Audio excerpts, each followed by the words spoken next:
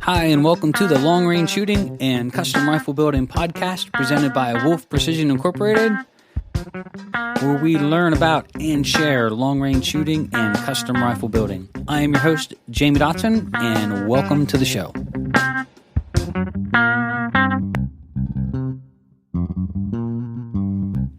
Hi, and welcome to episode 159 of Wolf Precision's Long Range Shooting and Custom Rifle Building podcast. I'm your host, Jamie Dotson, and welcome back to the show.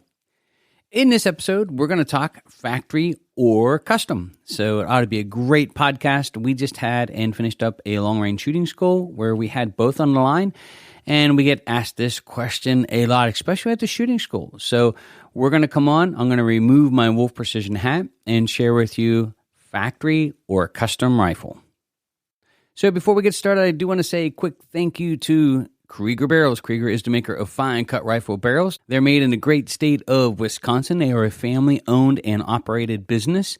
They have been doing it longer than any other. They are the people who really set the bar. So if you're into upgrading your rifle and you need a custom barrel, you can stop over to a new program called KriegerDirect.com, where you can log on and have your custom barrel in as little as 2 to 3 business days. So if you want the best and you need it now, stop over to KriegerDirect.com. That's KriegerDirect.com. I'd also like to thank MDT. MDT is a maker of fine chassis with lots of different great options, several that we have here, including the new JAE 700. So the J. Allen, the ACC Elite, the Oryx, the HNT 26, just so many to choose from. And they are a fantastic company to work with. They are growing and adding new chassis all the time. So if you're got a rifle, custom or otherwise, and you would like to upgrade with a stock, we really encourage you to stop over to mdttac.com, mdttac.com, and see what they have available for you today. So this past long-range shooting school that we just finished up really had me and Richard talking a little bit about, custom, factory, whether or not we're going to allow some factory rifles here to the long-range shooting school and not punish everybody that has a decent rifle that's certainly capable of playing our game just because we get a bad few or people that are putting them together themselves or just not really testing their equipment before they get it here. So we had in the very last class, we'll post a picture up on Facebook, our youngest Top Gun winner ever. So a 15-year-old young man came through with his dad and proceeded to lay an absolute whooping on everybody, including his dad here at the school. We really love to see it. He's the youngest we've ever had do this. I can't say how excited I was to watch him do it. He went home with the biggest smile printed from ear to ear that you could ever have on a young man's face. So very mature young man, really enjoyed having him here. Excellent shooter, excellent student. He was definitely mature above his years. So it was a pleasure having him and his dad here.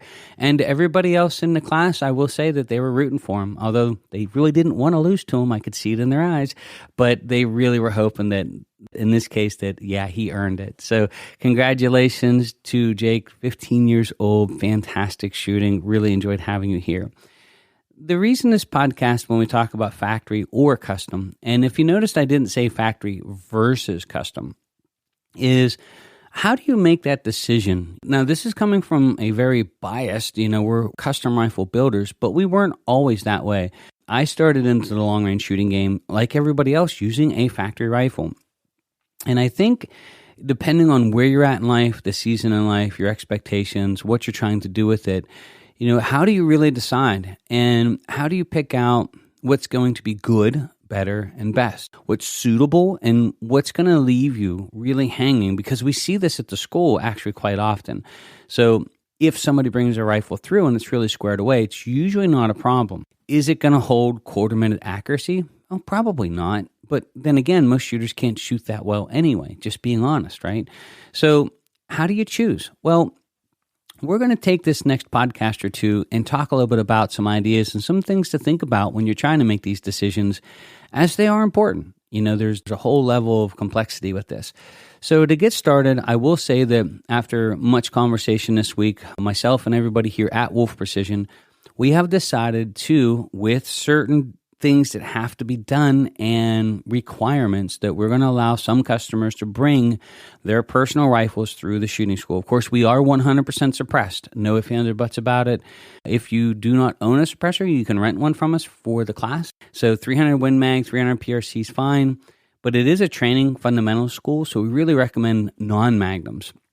And then, of course, there's some restrictions on ammunition, and you can read all about that online. But with the exception of home-built or pieced-together, pieced-milled rifles that should not be here, as long as they're of a reputable manufacturer and or a reputable builder that we say, okay, we can let you bring that through the school, but it's going to be on a case-by-case basis, and we're going to ask for an equipment list. It's one of those things that it's a double-edged sword. We want you to come, but we also want you to come and enjoy yourself. So we want to know what you're bringing, what caliber, what manufacturer. Give us some details so we can sort of lay the cards out and say, look, there's a really good chance he's going to be fine through the school, or hey, let's have a further conversation. So we are switching a little bit, and mainly because the father-son team that came through, they brought their personal rifles, and they came through squared away. They had appropriate ammunition. They had all the appropriate gear. They obviously practiced a little bit before they got here. The rifles were zeroed. So it's really hard for me to punish those that really are getting into long-range shooting and wanting to do it with their personal rifle, because if I had asked myself this question 30 years ago and said, hey, look, we're going to go to a long-range shooting school, would you like to come? And I'd be like, oh, yeah, that would be awesome. I'd really enjoy that. I mean, I loved all kinds of training, any type of training that we could get with a rifle, right? And then if the prerequisite was, well, you have to use their rifle, I would have probably hesitated. This is me personally, only because I knew my rifle was squared away. I knew my rifle, and why would I want to shoot somebody else's? Now, I say that tongue-in-cheek that there are instances where you probably are going to be better served by coming and using a school rifle. Now, we're not training it to the rifle, and I don't want to turn this into a sales pitch for the shooting school, but there are new shooters that would do better by coming through and learning the art of what we do and getting to experience everything they're going to be asking a rifle to do, including doping and how to dope and how to get all the things. There are a lot of students that would benefit more by not trying to gather up gear from scratch and come through the school and enjoy themselves and learn. And then when they leave, they're going to know what they're looking for. They're going to have sort of a guideline of a feel for what equipment they're going to want to buy, and they're going to be able to do it right the first time. So rather than piecemealing in a panic buy mode, someone has no experience in this type of shooting, you're going to make probably some bad decisions, or you're going to be listening to the guy across the sales counter at the local store who has one thing in stock, and he's going to give you the pitch as to why it's good enough. So that part I just want to be careful with, that if you're squared away and you got your rifle and you know your rifle and it's a good make and good model and of good quality, then yeah, absolutely want you to bring it.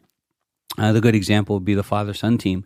They absolutely shot fantastic. It was really incredible to spend time with them. We always have those experiences, but then we have that one experience with a rifle that just doesn't shoot well, it won't perform, and what we have to do at that point is just pull it from the line and give you the option to use a school rifle in its place. So you'll see on our website, we did update it, and we are going to allow that option moving forward. But again, we are going to ask the customers to really critique their equipment, make sure that they know what they're asking it to do. And of course, we're going to ask questions to make sure that you're coming prepared, and that way you get the most from the school while you're here. That's the most important part for us here, that you get to finish the class, you learn a lot, and you're safe in the process. Now, on to the subject of factory or custom. Now, you notice I didn't say factory versus custom, because I think if you look at a true good quality in both cases, that there really isn't any comparison as far as what the rifles are capable of doing. The issue doesn't lie in that. The issue lies in what you're asking it to do and, of course, your budget. Now, I am going to throw it out there that I know the value of $1, and I've worked really hard for every dollar we've ever put in our pocket, for sure. And so for me to come out here and say that you have to spend $10,000 to come and play in our game would be ludicrous, and I do not believe that. But that said, if you have the wherewithal, this is where we're going to go with this. And so I want to try to help and maybe give you some guidelines of things that I would be looking for or looking at in trying to make these decisions. So what would I look for, or what would be the ideal situation to where you, the listener, would want to go factory? Well, I think in a couple cases, with the exception of, just the bottom of the barrel cheap stuff. I think in most cases you're going to wind up with a higher brand hunting or tactical rifle. And I think for the customer that would want to go factory would be maybe the new customer that's not sure, and they're not sure what they want. They're not sure what they want to shoot. They're not sure if they're a hunter or if they're going to be a long range shooter. They just want to have the experience. It's sort of like going out and taking it for a test drive for a while to see if it's really your cup of tea. I think factory rifles are a great place for that customer. The reason being is you can get into it and you can play, really get to experience it, and just decide whether or not that hook's going to get set, that this is going to be your hobby, that this is something that you're passionate about, and then you'll start down that path. So for the shooters that just want to try it, that want to throw their hat in the ring and go out and try to enjoy this, I think going factory is a better route to go for that shooter. I also think if you have to compromise any other part of the rifle in order to afford the custom rifle, and again, I'm saying this with all the love in the world, that I'm not judging, I'm not saying that you have to spend or buy the best, but what I really never like to see is I wouldn't want you to buy a custom rifle and stretch your budget. Everybody has a budget, and shooting is one of those things that it's a luxury. You don't want to compromise every other part of life just to have a custom rifle. So I would say if you set your budget out as to what you want to spend, be very mindful that when we talked about in the previous podcast, you probably want to spend the value of the rifle in the same value in the optics. So if you're going to buy a $1,500 rifle, factory rifle, then you really should consider, going to spend $1,500 on the optics. It used to be, the old saying was, plan on spending 2 to 3 times the cost of the rifle on your scope. That saying still holds true, except for the scopes really haven't gone up quite as much as the rifles have. And so I would say, when you get into the better quality factory rifles, and that there are nice scopes out there for less than $2,000 that will actually work really, really well. But give yourself some room in your budget that if you've got $4,000 to spend, don't buy a $3,800 custom rifle, then turn around and have no budget to buy a real optic, because that really is the other half of the equation. If you don't have good repeatable clicks and a really good quality scope, it's like having a ruler that isn't accurate, and it's going to cause you more issues than it solves, and it's really going to take away your enjoyment of the rifle. So right away, I would say look at your budget and then think about how much you want to spend total, and then think about, okay, if I've got $3,000 to spend total, then I know I want to spend over $1,000 on my optics for sure. So $1,200-$1,300 at least. And then sort of budget it out that way. You're still going to need rings. You're still going to need bases sometimes. You're still going to need a bipod, and a good Atlas bipod is $250. You're going to need ammunition. Probably going to want to buy a rifle case. So there's other things that are going to come along that you're going to spend money on. So I would say the customer that's looking for factory would be, number one, the customer that is new to long-range shooting and isn't sure if this is their cup of tea. Now, if they have the wherewithal to go out and you buy whatever they want, sure, buy a really good quality custom rifle and go have fun, no problem at all. But if you don't and you want to sort of be conservative on it, then factory is a great place to go. Keep in mind, a really good quality factory rifle should handle a minute of angle. And that really means you should be able to hit a 10-inch plate at 1,000 yards. And I don't know too many people that would be disappointed in doing that. Now, are you occasionally going to have a flyer and some other things that can come up? Sure. Is there a chance, or rolling the dice, you're going to have one that's not going to perform? There's that chance there. But I would say as long as you stay above the cheaper grade of rifle, you're going to sort of get away from that and have a lesser and less chance. The difference between a hunting rifle and a tactical rifle falls into this level too. You have to be careful that a lot of your hunting rifles have no adjustability, and they're just a fixed length of pull, fixed cheek piece. So for a new shooter, might not be a really great choice for your first rifle, especially if you buy anything in a bigger caliber, because A, it's not going to fit you well, and B, the recoil is going to be significantly higher. So a varmint rifle or a heavy barreled rifle to start out with might be a good route to go. That would be something that I would be thinking about. And then also you'll see where influencers and everything that you see on YouTube, like I've really enjoyed the last 3 days. I haven't turned on the TV, the news, I've made it like just an absolute blackout for any type of advertising or any type of social media. And I've really enjoyed it. But one of the things you have to be careful of is it's amazing how these things will pop up, but you'll see that this thing 1,000 yards for less than $1,000. Yes, that can be done for sure. But if you're going to run your optics a lot and you're going to shoot your rifle a lot, it's not going to be consistent and you're not going to enjoy yourself. So don't go out and watch these people doing this stuff and repeat. Like I said in the previous podcast, a gentleman had spent $1,500 on his rifle, $300 and some on his custom stock, and $200 and some to custom paint it. His priorities were just really, it was a cool looking rifle. I say tactic cool, COOL, but he sacrificed some money he could have spent in other areas to sort of firm up or solid up the rifle or the overall quality of it just to make it look cool. It's sort of like the Jeep. That's the mall crawler, I guess you would say, the one that's all lifted up outrageously with these super skinny tires. And I get it. Some people, that's their cup of tea, but it's not going to do what a Jeep's meant to do if you get it out in the woods, right? So don't be the mall crawler. So if you do decide to go factory, just be careful that you don't buy the cheapest thing on the planet. How I would look at it, would I be looking at the overall picture of the rifle? So for example, if I had a $1,500 budget and I could buy a really nice rifle that had some adjustability to it in an appropriate caliber to learn, or if I was going to hunt one that I could learn to shoot well, then I would be looking at the completed rifle.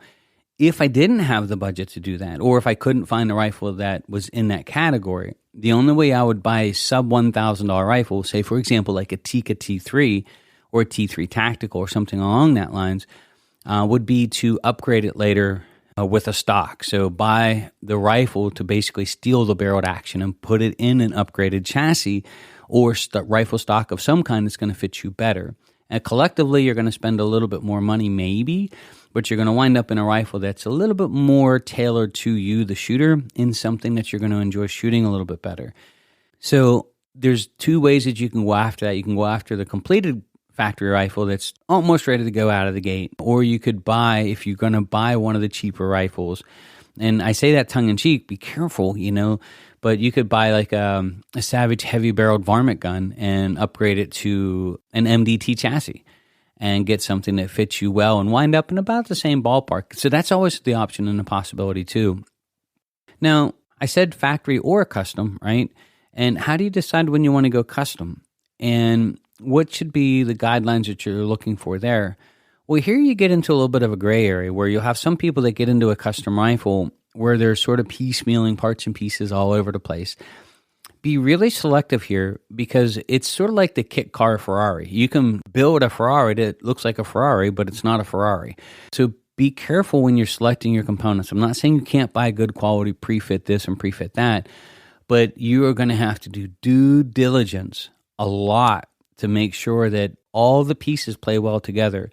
I will tell you from experience that you are vulnerable to the weakest link in your system. And so if you go out and you buy a less than stellar, quote unquote, custom action, and you put a super high quality barrel on it, you might not get the performance out of it that you would get if you had paid attention to both. And the same thing happens if you buy a bad action and you put a less than stellar or less than quality chambered rifle barrel on it that's a pre-fit. Again, you'd run into a rifle, honestly, that doesn't shoot any better than a factory rifle. So it's sort of like you're taking a chance stepping up.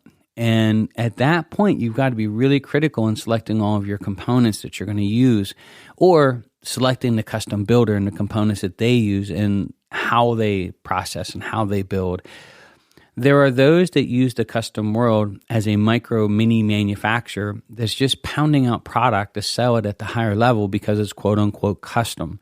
And that's where I think a lot of new exposed shooters, which by the way is the majority of the market that they're selling to, gets in trouble. So most of the people that have custom rifles, 1 or 2 or 3 or whatever, usually after they get a couple that they're shooting a lot, they're out of the market. They're no longer shopping for and building 10 or 15 or 20 custom rifles. The market for custom rifles, I would say the majority of the market is new shooters. And so they are marketing to and trying to lure you in as a customer that they're trying to sell their quote unquote custom rifle to. And they are nothing more than an inefficient manufacturer with less than stellar processes. But because it's a much slower process and the word custom is attached to it, you think you're getting better value for your money.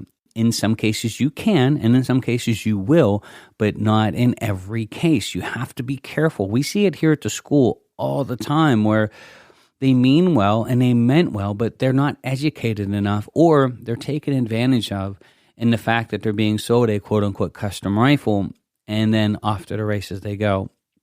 So when you get into the custom rifle world, the customer that's looking for that, most I would say that are in the market and building a custom, most are brand new customers. They're looking to upgrade, or they want to start really good right out of the gate.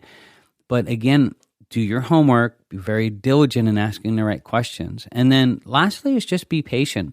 One of the things that I think is hard, and we as a business have to be very careful with this as well, but one of the things when you get into custom rifles, and so this is the B part, and we're going to get into a C part. Most of your custom rifle builders are 6 months to a year out. And tongue in cheek, that's the person you actually want to build your rifle. If they promise an immediate turnaround time or very short lead times, that means they haven't established a customer base, or haven't been or aren't doing in business long enough to get that backlog. The gunsmiths that are really good at what they do, or the builders that are really good at what they do, usually have a significant backlog of customers. And a lot of the parts that they use are custom ordered. So, for example, one of the things, if you're building a custom rifle that's really nice, is sort of like custom ordering your sports car. You get to pick the color, you get to pick the wheels, you get to pick the interior, what do you want embroidered? So the custom rifle sort of falls into that class. And a lot of times it takes a while just to get the parts to start to build. Then you factor in the last 2 years of COVID, where the manufacturing world has been turned on its head. So, for example, we went to buy a new thread mic, and Starrett, which is an American-made company, the one that we would like to purchase to replace is out till October. And that is unheard of. That's never been that way.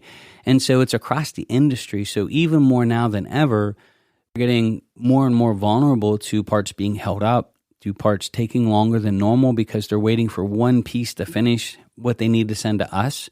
And that's happening quite often, even so much so as like we had some barrels that were stuck at the border in Canada for 7 weeks that we have been patiently waiting for. So when you go custom, one of the things is, if you're getting gunsmithing work done, most of your better quality gunsmiths usually have a little bit of a wait time. And if you have the wherewithal to do that, I really recommend waiting to get the better quality gunsmith. If you need something in a hurry, sure, go down the street and give the guy a chance. Maybe he's going to make a great rifle for you, right? But that's one way you can sort of look at it, is if the guy's got a pretty good backlog, that means he's been doing it a while, and that means a lot of people are turning to him for his work. That sort of speaks a little bit to the quality. And then the other thing is just know that you're going to have, on average, 20 to 26 weeks lead time. So that here's one of those things, factory or custom. If you want it now, they still are custom rifles. So how soon do you need it? When can you expect to have it? What do you want to use it for? We often ask customers building hunting rifles, like if they call in or they place an order online, it's like, when do you need this by? Like, what are you using it for? And if they say, hey, I'm going to try to go elk hunting this September, unless we have the components readily available, which we'll look and say, okay, well, let's take a look and see what we have and see where everybody's at to see if it's even possible, or we'll give them a real time frame. And we always are now asking more than ever to get a little bit of grace with that because of everything being held up in manufacturing across the world until this whole COVID mess straightens itself up and the supply chain really gets back into line again, and which is still in tatter. The other thing I would say with custom too is, I'm going to give an unbiased opinion. The whole reason we build custom rifles is a very selfish reason, is I wanted to build my own. And I wanted to know it was built right. I wanted to select all my own components. I wanted to do it and know that it was done right. That's really what started me in trying to get and move forward with and get set up as a rifle builder, was really just to build stuff for myself, and then started growing. And we've been doing it for, 17 years now, and just blessed. Don't get me wrong, but the reason I went custom was, I wanted to have a rifle that I could trust, that I know would perform, and that I know not only all the pieces that were involved in it, but every piece was manufactured properly, and that the chambering and fitment and final assembly of the rifle was proper as well. And for me, I think that was the most important part is you can take world-class equipment or the individual components and send them to somebody, and they can make a train wreck of a rifle. They can ruin your barrel. They can damage your receiver. There's all these things that just because they have the best parts and pieces doesn't mean they know how to put it together properly. And that fitment, the chambering, the throat, the finish, what kind of oils you're using when you're cutting your throats, what kind of finish you're getting on them. There's so many things that get involved in this that just because you bought all the components and send it off to somebody doesn't mean you're going to have a world-class rifle when you get it back. They have to know what they're doing. And I think for me, that was the other part that I was looking for is, hey, not only do I want to use the best components that I feel are appropriate for me, but I wanted to know it was built right. And I've been blessed with machinists in my family and people who spent time with me in training and classes and just growing and growing and growing as a builder and now into a manufacturer. So we're going to bring Richard on in the next podcast. We're going to bring on a part 2 in which we're going to talk about factory or custom, and we're going to talk about the final setup, what I would be looking for, and maybe throw out some brands that we've had really good luck with here at the Long Range Shooting School for folks that are looking to buy a factory rifle. And so stay tuned for the next podcast in which we'll talk a little bit more brand specific and giving you some pointers and getting in and starting in, whether it's hunting or in long range shooting, some rifles that we would look at personally, and then some upgrades that we would consider doing for them. Before we finish up this podcast, I do want to say a quick thank you to TriggerTech. TriggerTech is the maker of fine rifle triggers. They are made in Canada to our great friends of the North. They are probably the best triggers on the market today, my opinion. We use them here in all of our custom rifles. They make lots of different makes and models. They make different shoes. They make single stage, 2-stage. They are one screw to adjust. So for me, one of the biggest things is it's a safe trigger for customers to adjust. So it's easy for them to install. So it's one of those triggers that really, in my mind, has changed the market. And if you're going to upgrade your rifle, upgrading your trigger is a really big deal. And this way you can do it not only buy the best, but then you can install it end user friendly and it's safe. For me, any trigger that has 3 screws, if you don't know how to adjust your sear engagement, your spring engagement, and your over travel, you could make an unsafe trigger in a heartbeat. So for me, the TriggerTech eliminates that and allows the customer to put in a safe trigger and adjust it themselves safely, which is what this is all about. So if you want to upgrade your rifle and do it by upgrading your trigger, you can stop over to triggertech.com. That's triggertech.com today. All right, so we do want to say a quick thank you to everybody signing up for our online long-range shooting school. We're really excited. We are growing. We will have a new video coming up tomorrow night. I believe when we did some research, I think we're up to like 12 or 13 hours of content. So if you think about buying a long-range DVD, learn how to shoot long-range, you might get 40 minutes of instructional video. One of the things about the online school is, and it's continuing, we still have a long ways to go to. We'll have up all the parts and pieces and components. But literally right now, I think we're setting it close to 12 or 13 hours of content, which is just, for me, is amazing, right?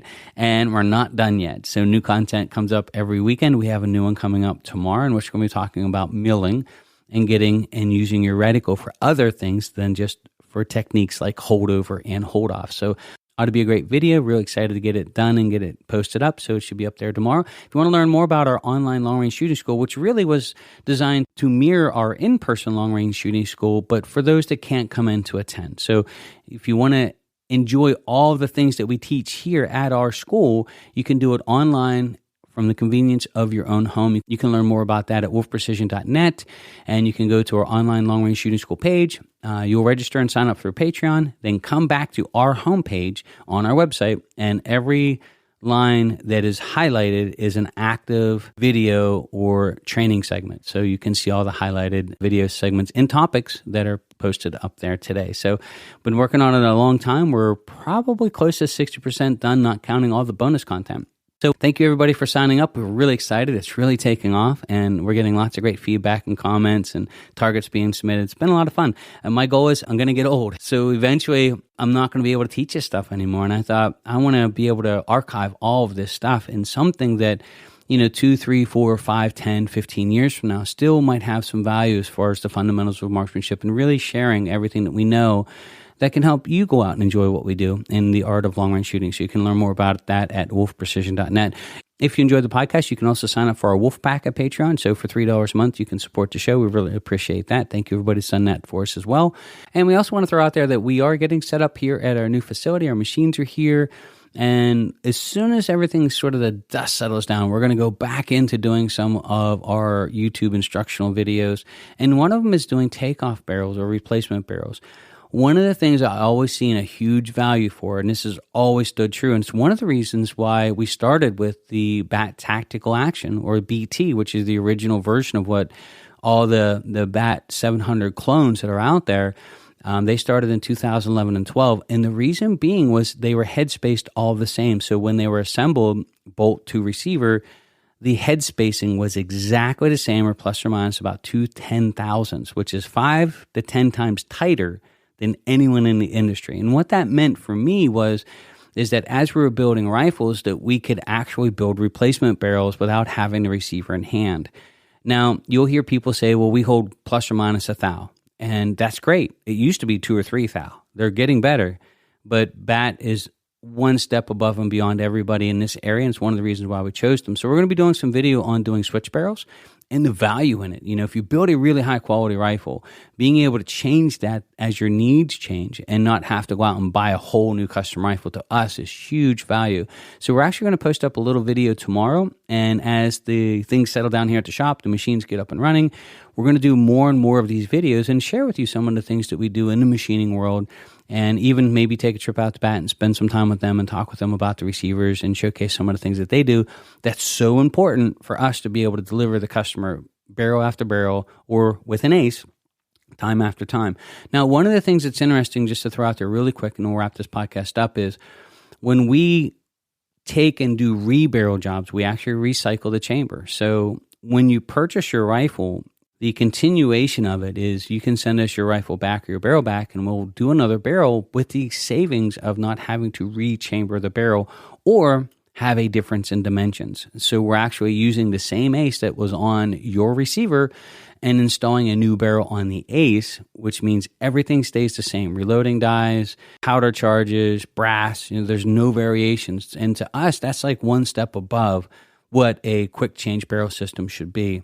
Cutting a new chamber in a barrel and sending it to you is great, but those dimensions are going to be different from your old one. Even if it was the same reamer, if it had been used 30 times since then, it's going to have a different dimension. On top of that, it might have a different headspace on it because the gunsmith went in 2/10,000 deeper, 5/10,000 deeper, 1,000 short. So you've got that whole variation, and that all affects your dies, reloads, all of that. Here we can actually reuse your ace and put it back on, and you're shooting the same exact chamber, which I find to be pretty cool. So if you want to stop over to the YouTube channel, we really invite you over. We love sharing a lot of this stuff. You'll start to see more and more content coming up. No sales pitch. I'm not looking to be an influencer. That is not my cup of tea. I just want to share with you things that you can do to upgrade your rifle, things that we do here to help get the most from them, how we do a switch barrel, some of the things that you can do to put your optics on and off so you can take it on and off repeatedly to clean it, and even to switch it. So we're going to share with you how to switch your scope from rifle to rifle. If you buy one good quality scope, you can bounce it for the seasons and use it for your varmint and match rig through the summer, and then put it on your elk gun in the fall. So I think that's lots of great content that we can share up there. And it'll also be bonus content on our online shooting school as well. So thank you, everybody, for taking the time to join us here at the podcast. We really appreciate it.